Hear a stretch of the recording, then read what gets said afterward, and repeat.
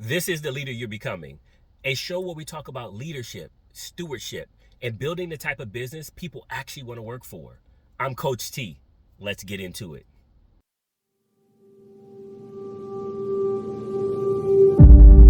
Welcome to The Leader You're Becoming show. I am your host, Coach T, and this is a show where we talk about the leader that you're becoming that creates a workplace environment that people actually enjoy going to each and every day. Yes, I know social media tells you that people hate their job. Yes, I know a lot of data tells you that people are quietly quitting, which is true. But on this show, we talk about the leader that you're becoming that can create the right environment that people enjoy actually being at work each and every day. And you know, as I know, that oftentimes we spend more time with our coworkers than we do sometimes with our own family and friends. And so it's important that we create an environment that I actually enjoy going to each and every day. You actually enjoy going to every day. And as a leader, if you're listening to this, are you inspired to be a leader? Well, guess what? You can create that same type of environment. And so this is a show where we ain't got it all perfectly together. This is a journey. We're on this together, and that's why it's called The Leader You're Becoming. Right? There is no end goal with this. It's just success and learnings, lessons learned. We'll take some L's along the way. And this is just me, my heavenly duty to share that experience. I really felt led by God to say, hey, you're going through this journey, and there's others going through this journey also. Talk about your experience, right? Talk about your experience that you can be able to help somebody else out with your, almost 2 decades of experience with it. And I said, okay. And so here we are. This is how we got here today. And so I'm super excited to be here. And we've been talking about something over the last several weeks that I want to continue on that theme. And that theme is the pressure, right? Pressure leaders go through. And specifically today, for today's show, the title is Belonging is a Performance Strategy. I'll say it again. Belonging is actually a performance strategy. What middle managers actually need to keep teams healthy and productive. And so right now, managers are not just overwhelmed because they can't handle things, right? We live in an environment where there's a lot of consolidation in the marketplace. And if you don't know what I mean by consolidation, I mean there's groups of people that are coming together collectively. Some are considered PE. You have venture capitalists. You have angel investors that are teaming up. You have family offices, which is individual, maybe families or an individual that has quite a bit of resources that are actually going out there and saying, we're going to take our resources and we're going to buy a business. Now, if they are looking to buy a business or a group of businesses, they want to make a return on their money. That's just simple as that.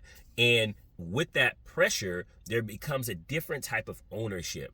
You take that type of ownership where it's a group that are coming together saying, hey, over the next 5 to 7 years, we're going to invest in this business, add resources to it, do all these things. We want our money back or we want to return on that money. It's an investment vehicle. That is a different dynamic than you're seeing with a single family owner that may say, hey, we're going to keep this business, until my kids grow older and then they'll take over the business, etc. But even in a family business, they want to have that business still provide for their family. So it needs to still be profitable. And today in our globally connected environment, well, guess what? It is a lot of competition.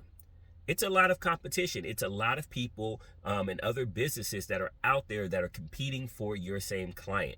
And even if you're at, a really high, exclusive, very unique niche, at some point in time, if you keep being successful with it, somebody's going to catch up.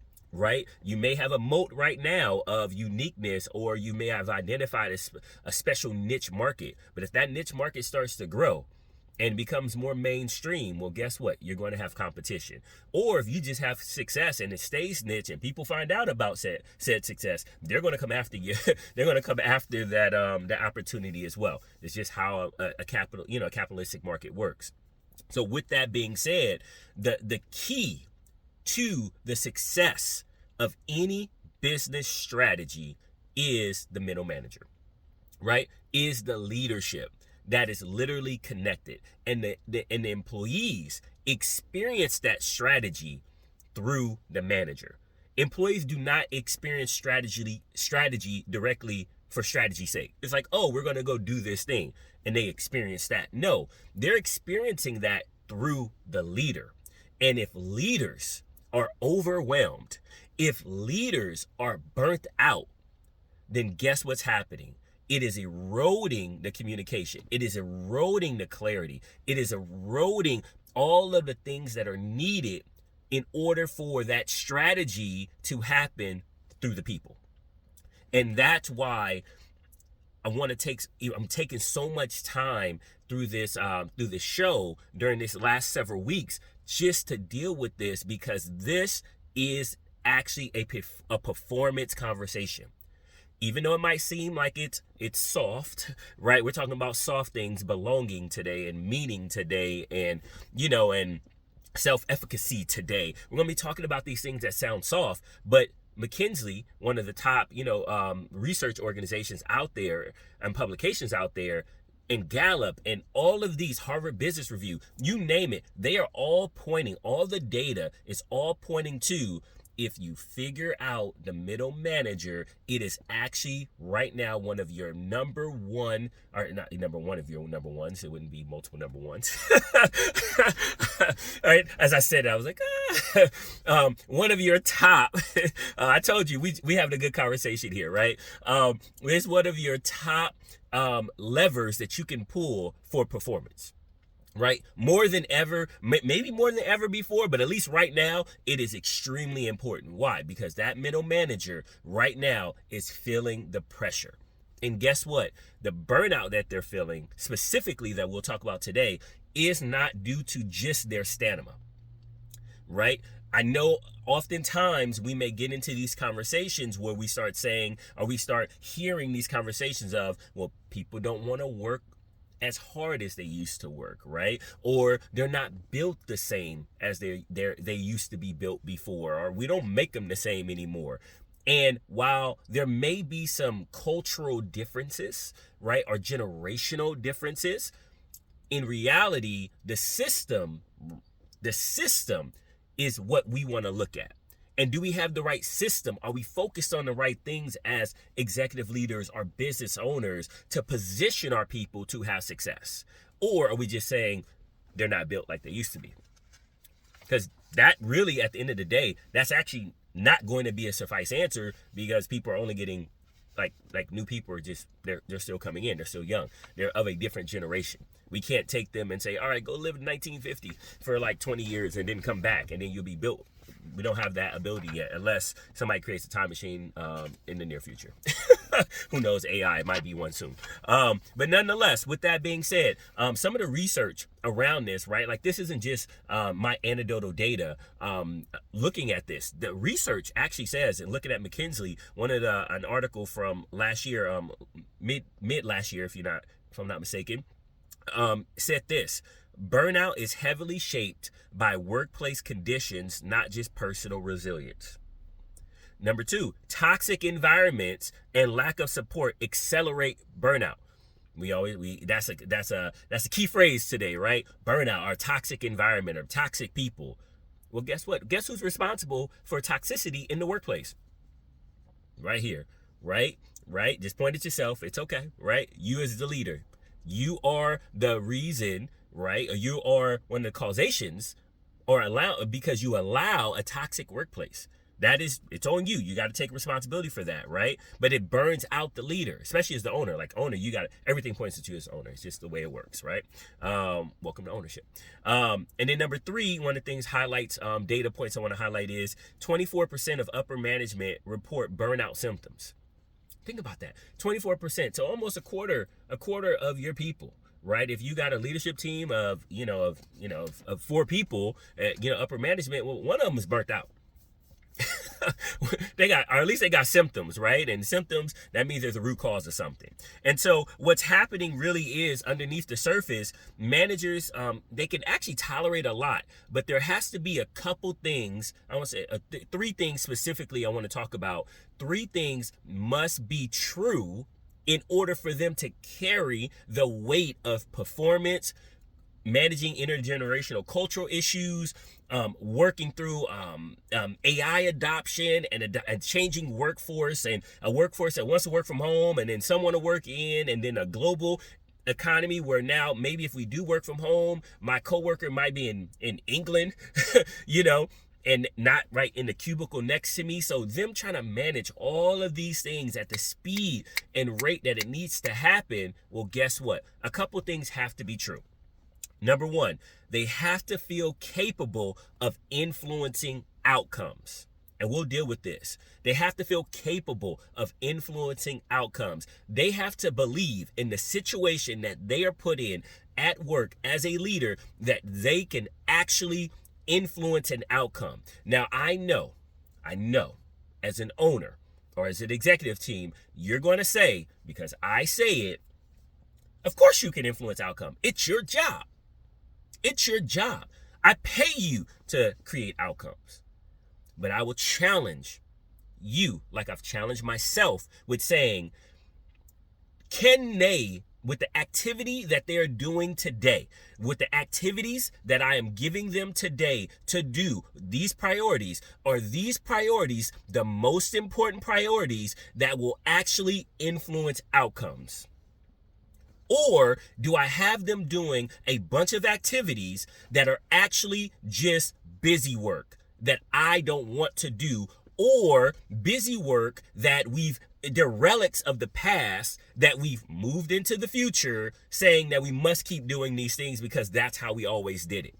I will challenge you, really, because I'm challenging you because I'm challenging myself, right? This is who we are becoming.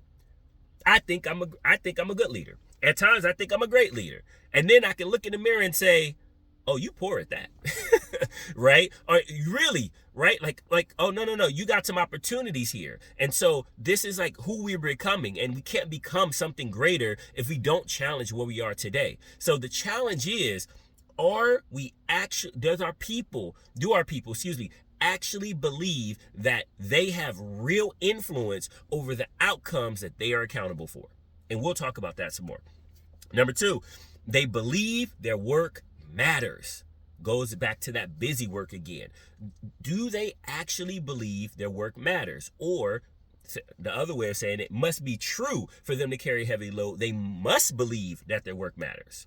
And then number three, they have to feel that they belong to something bigger than themselves.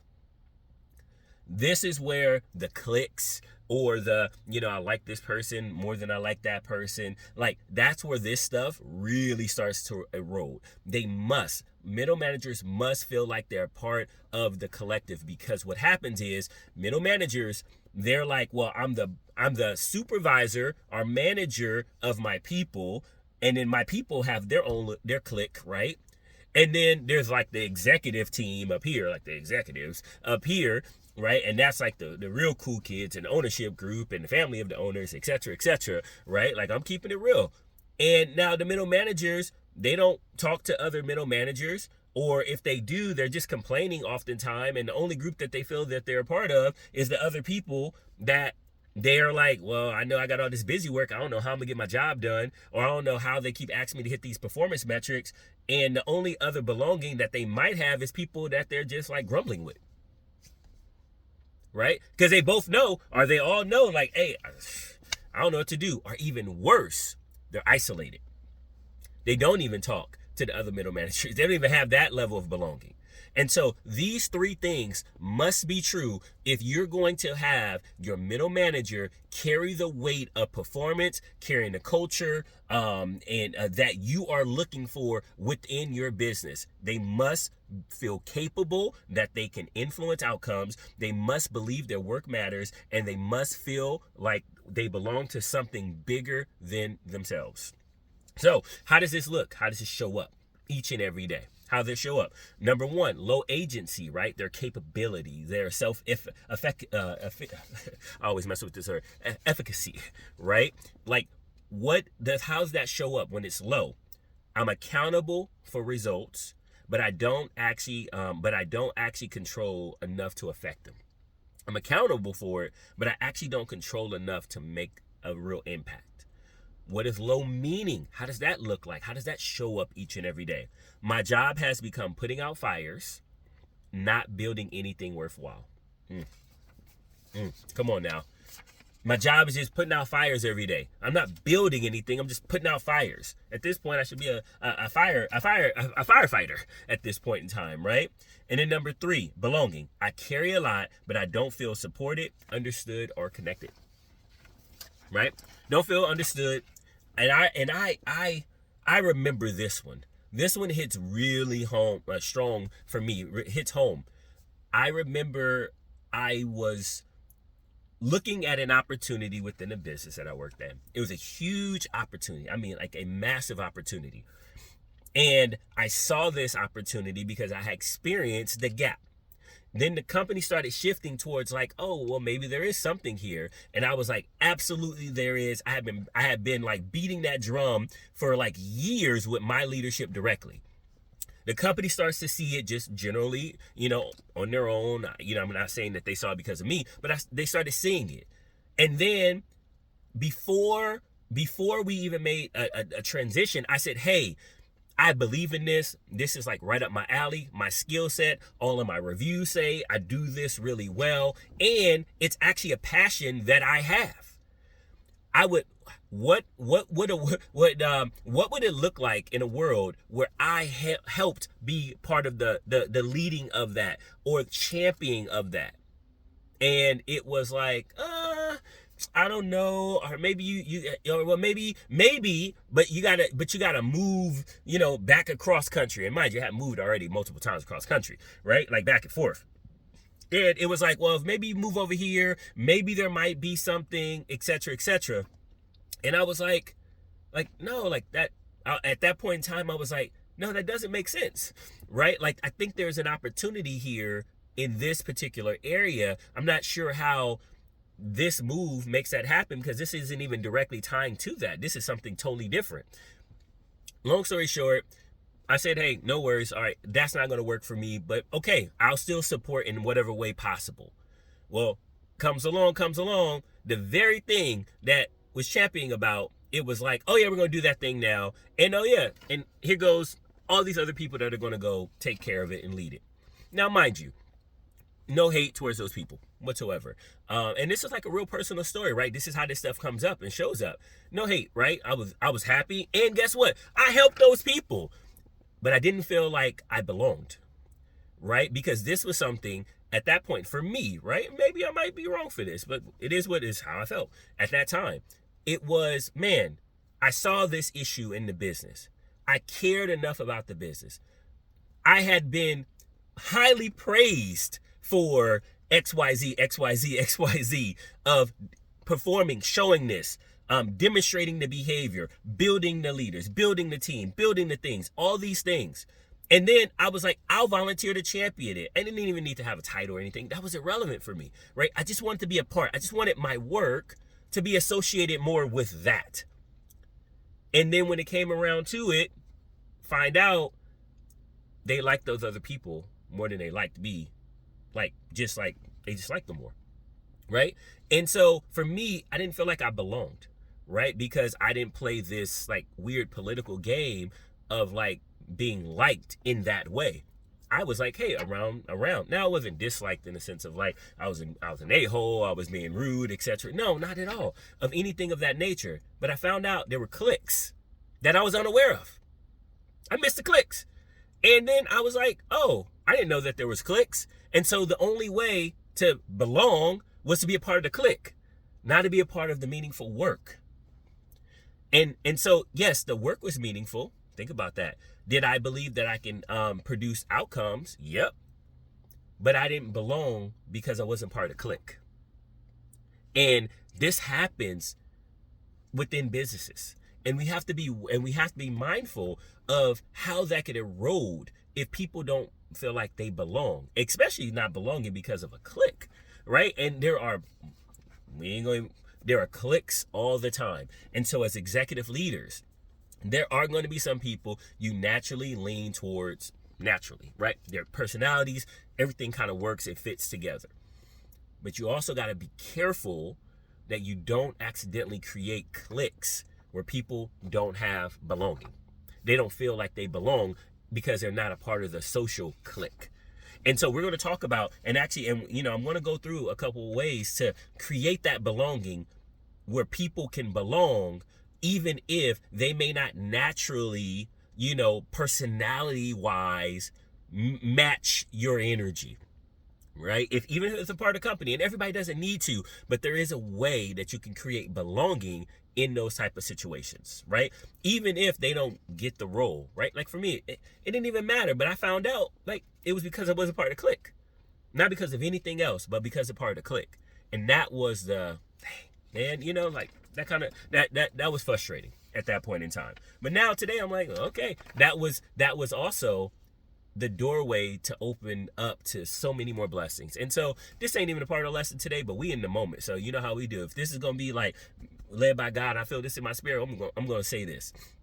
That door closing, right? I'm a big believer in faith doesn't just open doors for you. Faith also closes as many doors, and I would argue more doors than it opens, so that you can get to the right door.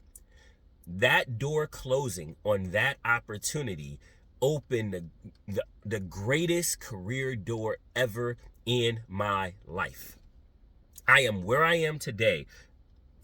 And when I say where I'm at today, I'm not talking about money, even though that's better. I'm not talking about like status, even though that's better. I'm talking about the leader I became because that door closed, and where it forced me to have to go to within myself to become the type of leader that could show up in a different way, in a different environment, at a different stage in life. Man, I'm so thankful for that opportunity, or that lack of opportunity. And so that's also just one of these moments where you might be the middle manager, and you might be like, oh Lord, yeah, I'm feeling this right here. It's okay. Everybody's not going to get it right. Have some grace for them. They don't know what they don't know.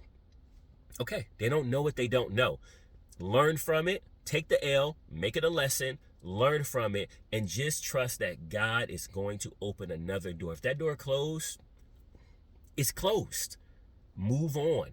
It's just an opportunity for you to become something even better than what you ever believed possible.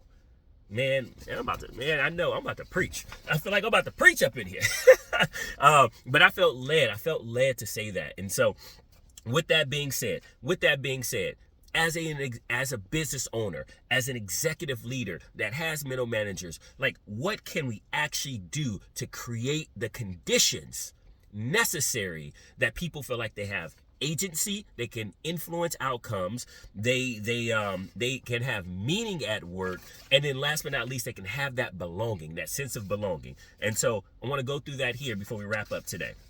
Number one, how to build the condition of agency. Number one, well, there's 4 parts to this, actually. I'll say 4 parts. And this actually, I'm going to give, I got to give credit to Dr. Albert Bandura. Dr. Albert Bandura, who talks about efficacy, excuse me, or agency, right? Efficacy or agency. Number one, he says mastery. So if you want to build this agency, the people belief in themselves in that situation of leadership, number one, they have to have mastery experiences. Number one, it's 4 parts. Mastery experiences is successfully performing a task strengthens their belief. So they have to successfully perform a task. It strengthens your belief in your agency, your ability to produce something, right? In the specific situation. So as a leader, you create winnable goals and visible progress. Create a goal that they can win, and as they're going along the way, they can see their progress. Number 2, vicarious experiences, he says. Seeing others succeed builds belief. So let managers observe strong leaders in action. Bring them in the room. It's okay. Let them in that room. Let them see what's going on, because as they watch it, they can build beliefs in themselves. Number 3, social persuasion. Encouragement strengthens confidence. This is where you give specific, credible coaching, not vague praise. I always have to remind myself of, I can say good job. And one of the things I love about my son, my middle son, he will say, for what? And it reminds me, I say, good job for being accountable to get your homework done without me saying something to you. Give specific, credible coaching when you are, giving praise. Don't just give it vaguely. But that encourages people to do the right thing. Continue to let them know you can do it. You can do it because I've seen this. Number 4, emotional and psychological state of an individual does have an impact on their belief that they can perform in a particular situation, that they can influence outcomes. So how stress is interpreted affects their confidence. What you could do as a leader, right, is reduce chaos, role confusion, and unnecessary pressure. Reduce chaos, role confusion, and unnecessary pressure. Number one ways, and this is for executive leaders that, obviously have bosses. If your boss sends you an email, do not just forward that email. Now, this is Terrell here, right? Do not just forward that email to your team, FYI, without any context. If your boss yelled at you or gave you this serious directive, and then just push it down to your team, that creates unnecessary pressure. Is it important? Yes. Do you want to deliver that message? Yes. But that message needs to come from you. Take that email, absorb it, throw it in ChatGPT, throw it in Perplexity, whatever you use, Claude, doesn't matter, and rewrite that and make that as an individual message for yourself. Because don't just passing down the fires. It's just, you actually lose credibility and it creates chaos. So these are the 4 things that you can do right now to help build that agency, a belief in the individual that they can produce an outcome. So now moving on to meaning. How can you create more meaning in the workplace? Not number 1, but couple steps here, or not steps, excuse me, couple points. Connect roles to real outcomes, like your clients, your team, your retention. Show them what they're doing, how it actually does have an impact, right? Show how their work impacts something bigger naturally. Shift time from reacting to building. Give them space to think. Give them space to think and do their work. Be honest about trade-offs so work feels purposeful. If you're saying yes to something, you're saying no to something else. Be understanding of that trade-off. It builds meaning in the work that people are doing, your middle managers. And then lastly, here, belonging. How do you create that belonging? Consistent one-on-ones. I cannot stress the importance of, even if it's just 15 minutes once a week, I'm big on weeks. Once a week, what's coming up for you? What's your number one bottleneck right now? How can I help you? How can I serve you today? It goes such a long way, right? Peer support systems. Normalize asking for help. It's okay. Ask for help. You're not getting in trouble for asking for help. It's all right. I prefer to ask for help than try to produce a bad outcome without asking for help. Telling people that all the time. Make people feel seen and valued. Create team rhythms that reinforce we carry this together. If you do not have a leadership team meeting, have it. I'm a big believer on a weekly basis. A leadership team meeting where you get together, and not because something's wrong, just because you get together and you talk and you solve problems together, and it lets everybody in the room know, hey, everybody got problems, everybody got something coming up, and we are actually all in this together. And so that's what I got today. Oh man, this is a good one. It's a good one. I say that every time because it is good. And as I like to leave you with a couple questions, something to reflect on. And it is this. Where might your business be asking for performance without providing agency, meaning, or belonging? And then question number 2, which one of the 3 is the weakest in your environment right now? Which one of the 3? Agency, people believe that they have influence over the outcomes. Meaning, they don't believe or know how what they're doing is a part of a bigger purpose. Or belonging. Do they not feel like they're connected? And I will say this, it is very easy to just walk away and say, well, this is your problem, right? It's your problem if you believe you can do something. It's your problem if you don't feel like you belong here. I hired you, and it's your problem if you can't see the bigger picture. I'll say this, and I'll challenge. What if, yes, they have some responsibility, but there's also a level of accountability that you have as their leader to help them see that they can produce the outcome. Help them see what you saw to hire them to produce the outcome. Help them see how important what they're doing, how it's valuable, and help them to see that they do truly belong and they're not just a number. With that being said, God bless you. Until next time, talk to you soon. All right. Wow. Thank you for watching all the way to the end. I pray that you were blessed, that you got something from that. If you got this far, you had to have something. And so I want to say thank you again for listening in. I understand that your attention and your time is the most valuable thing, so I appreciate that. If you want to get more information about the topic today, or just connect or talk it through, or have a sounding board, we talked about belonging, right? You belong to a greater community of leaders. Most definitely, there's a email. My personal email is right here listed. Go ahead and take a look at send me an email, communicate with me. I would love to be a part of your team to just help and just be a sounding board, right? That's just what I feel the Lord lead me to do. And so that's where it's at. So I'm Coach T. Until next time, talk to you soon. God bless.